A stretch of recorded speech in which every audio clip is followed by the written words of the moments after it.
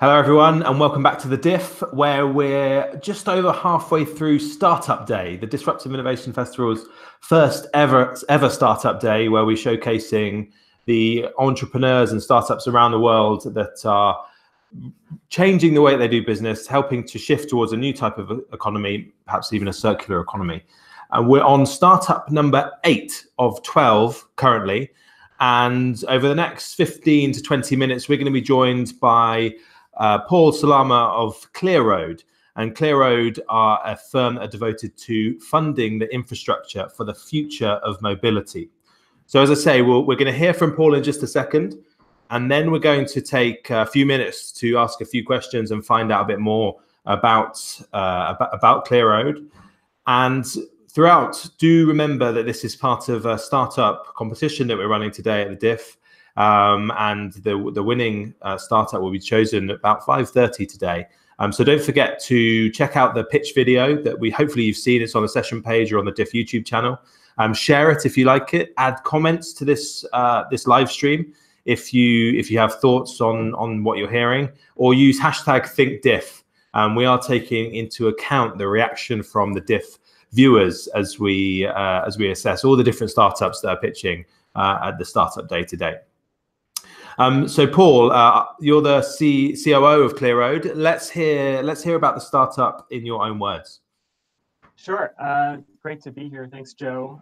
So ClearRoad is a road pricing company, or road usage pricing, or micro tolling. We like to say micro tolling, but there are lots of different names for this. It's really an old economic concept. If you're in Britain.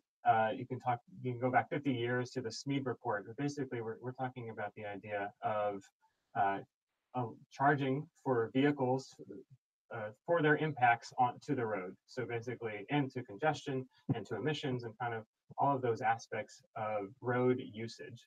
And so we'd like to do this cheaper, 10 times cheaper basically than anything that's currently available. And our secret is that we use the connected vehicle infrastructure that is kind of permeating all new vehicles, and any recent vehicles, as well as just smartphones on dashboards. Thank you. That's a really good intro. And I have some, just before we get into some of the more perhaps in-depth questions, a couple more just on that actual concept. So yeah. The idea is that people who use the road more pay more to use it, right? I mean, that's the basic concept, and it's not just driving, but it's also if your car weighs more. Let's say if you have a bigger truck, and the trucks actually make thousands of times more the impacts of, let's say, a bicycle or something. So it's not just the kind of individual usage, but it's also the impacts, not just to the road, but to congestion, but also to emissions. So you can kind of layer on all of these different parts, but in a basic sense, we're talking about a kind of a utility model. And certainly when I get in, I don't ever think myself about the cost or the money that I pay in my tax towards maintenance of roads. I don't think, but I guess I would think about it if every time I got in the car, a GPS signal was saying Joe's using his car now, and I was being charged by the mile or charged for the distance or weight of my car. It sounds like it would be maybe more expensive. I don't know why I intuitively thought that, but is that a fantasy? It depends on your usage, and depends on the vehicle you're using. So right now, unless you have an electric car, you're paying a petrol tax, a fuel tax, and that, for the most part around the world, is what is actually going towards paying for the roadway. And that was an efficient mechanism when the vehicles were inefficient. But today, as the cars are getting more efficient, going to electric, we're really seeing a divergence between the ability of that tax to pay for the roads themselves. Okay, that's clear. And how did you come up with the idea? How did you get drawn to this topic? Did you hit a particularly nasty pothole in the road or something? That's a great point. So the U.S. is a little different than other parts of the world, where we are facing really big shortfalls in terms of how how much we're spending on our roads. So basically, we have a backlog of about $1 trillion that we need to fund, and that's growing by $100 billion every year. So these are roads, across the country in the United States, where actually the impacts of the potholes are the cost to repair them is less than what it would is more. No, sorry. The cost to repair them is less than what it would actually than what is actually causing the damage to the cars. Sorry, that was a convoluted way of saying that. But how I got into it is that I actually was interested in the future of autonomy. So autonomous vehicles, self-driving cars. Very excited initially, and I think a lot of people, have gone through that process, really excited. And then in talking to various cities and various governments, people in government, they're like, they say that they don't have the wherewithal to fix a pothole. They say, it's taken me 3 years to get this pothole fixed in my community. So I felt like governments weren't up to the challenge of properly regulating autonomous vehicles and whatever the future of mobility looks like. And so I felt like, well, we want to be on the private sector. We want to enable the solutions that are going to give governments not only the tools to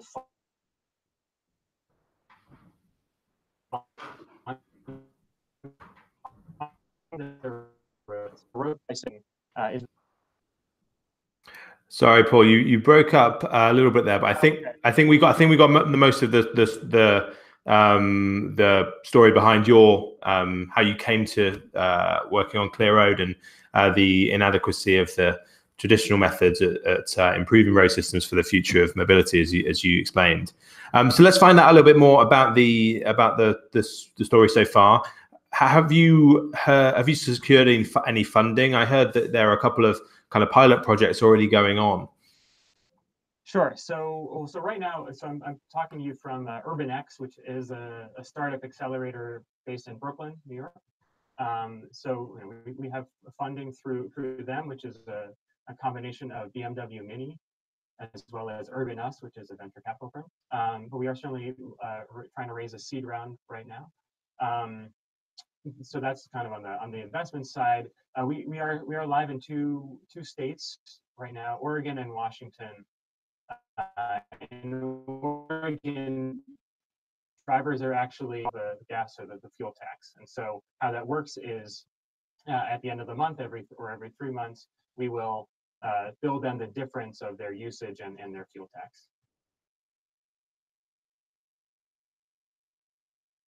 I want to make sure you got all that. Yeah, we got that. We got that. There was a bit of a crackle, but we got that you have pilots going and are going through seed rounds, which is great to hear.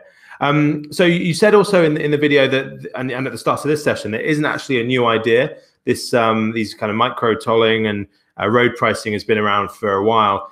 Is ClearRoad, is it a unique proposition, or are other people working on this idea as well?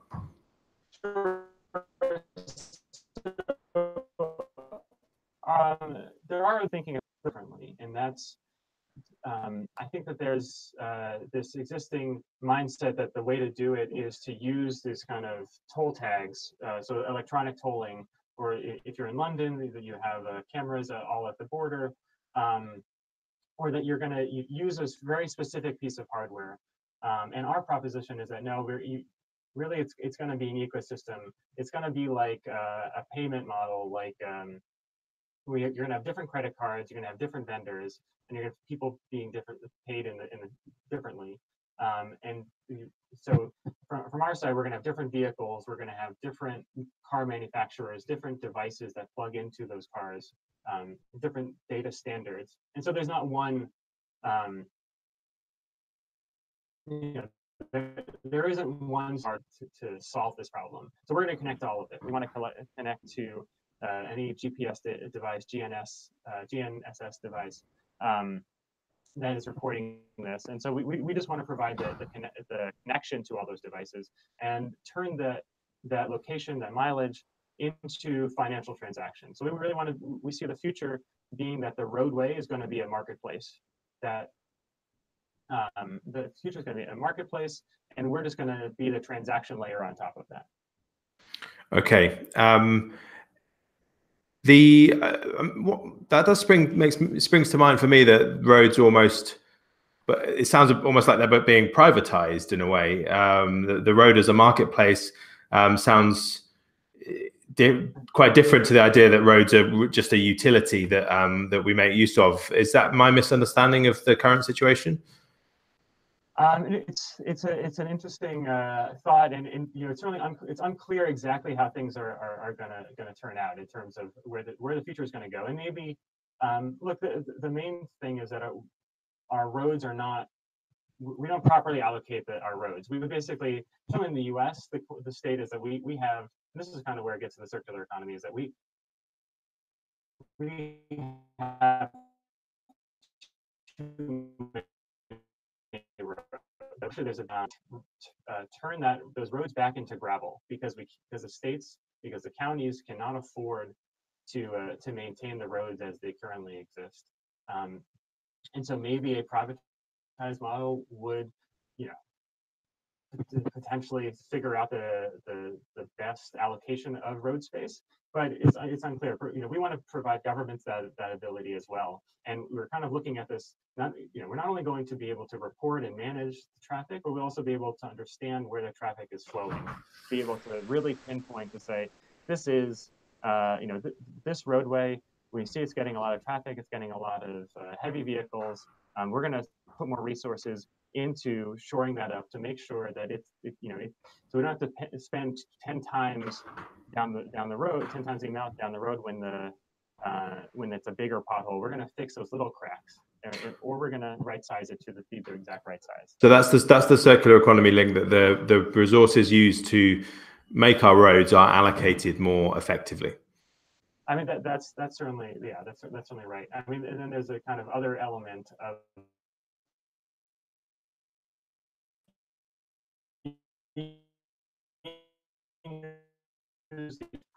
signals to traffic to vehicles that we want. So those are the two things, if that makes sense.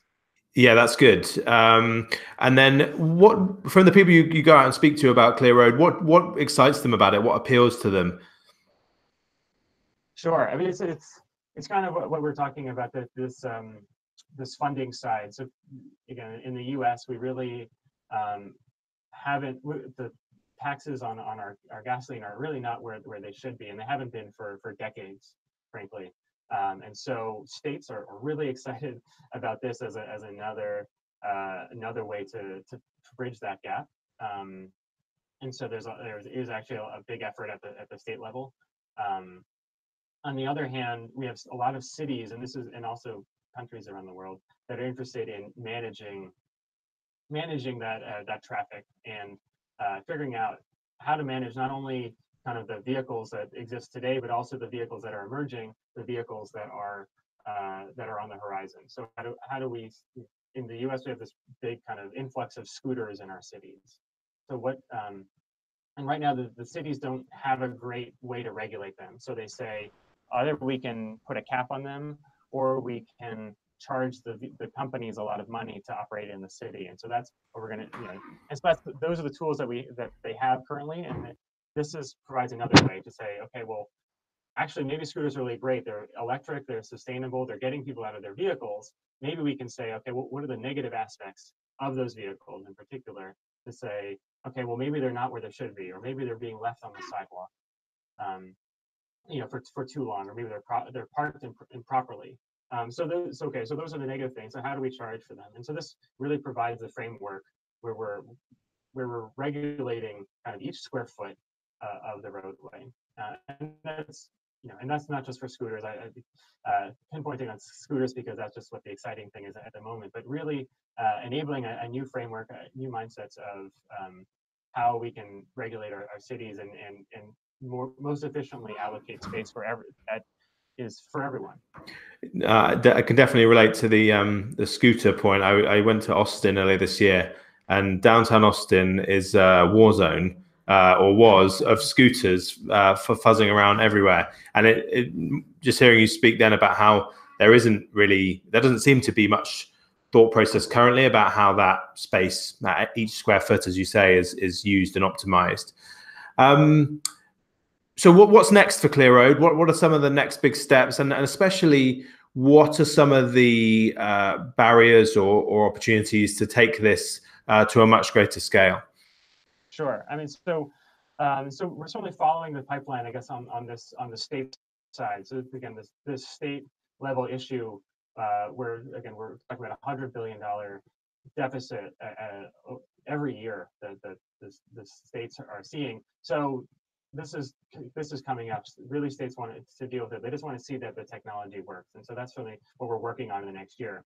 On the other hand, when we're talking about management, I think that we're kind of on the educational side at this point to say, like, this is possible. You as a city, you as a state, you as a government have this ability to manage your streets in this other way that you haven't thought of. And you know, the that's speaking into your ear right now doesn't necessarily have your best interests at heart. You don't have, like in London, you don't have to spend $150 million every year just to manage your congestion pricing. Maybe we can do that for 1/10 the cost and do it actually a lot more dynamically, to say not only can we monitor not only the geography, so we can do that dynamically, manage the geography dynamically, but we can also change the prices on the fly. So we can say, okay, well, we're seeing a lot of traffic right now, so we're going to increase the price a little bit. We see that we're having an impact on this community, which doesn't necessarily have the transit options, and so we're going to lower the rate for them. So there's a lot of different components and different levers that cities and states are going to be able to manage, and we just want to provide them the tools. Well, thank you very much, Paul. I'm definitely touching on there at the end about some of the ways that this dynamic pricing model could, to me, it makes me sound like it could kind of reshape cities and the way that we move around them. So really exciting stuff that ClearRoad are working on. If you like what you're hearing, leave comments in the comment section on the session page. Let us know, #ThinkDiff on Twitter. Give your feedback on ClearRoad and all of the startups that you've been hearing about as part of the CE100 DIF Startup Day this year. Keep in touch with us. We've got a few more startups coming up. Next up, it's going to at 3 o'clock GMT.